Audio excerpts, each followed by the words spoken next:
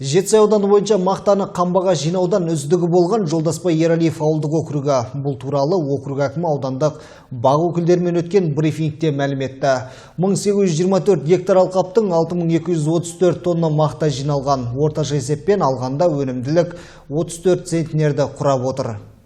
14 елді мекенді біріктіріп тұрған Жолдасбай Ералиев ауылдық округінде қазіргі уақытта 14573 тұрғын бар. Мұнда 2195 отбасы өмір сүруде.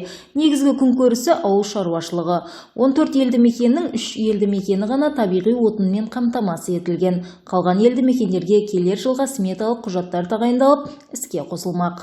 Сейфуллин, Әуезов, Бәйтерек, Жетіқазына және Абай елді мекендерін газбен қамтамасыз ету бойынша жобалау сметалық құжаттамасын әзірлеу үшін 2020 жыл қаржы қаралды, 2021-ға өтпелі болып.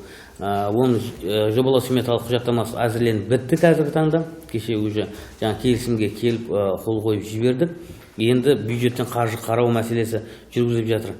Ғани Мұратбаев елді мекенінің жобалау сметалық құжаттамасының мерзімі бітіп қалуына байланысты жаңадан корректировка істеп, ол да күшіне еніп, кеше уже газ тарту бойынша қаржы қаралып, газ мемлекеттік сатып алу рәсімдері жүргізіліп жатыр қазір. Округтегі негізгі күрделі мәселе бұл ауыз су тапшылығы. Оны Арай елді мекенінің тұрғындарына жаз айларында су сағатпен өлшеніп берілетіндігінен аңғаруға болады. Bir ауыл мен келесі елді мекенді жалғап тұрған ауыз су жүйесінің тозғандығынан дейді округ әкімі. Сондай-ақ ауыз судан таршылық көріп отырған елді мекендердің бірі Ғани Мұратбаев ауылы.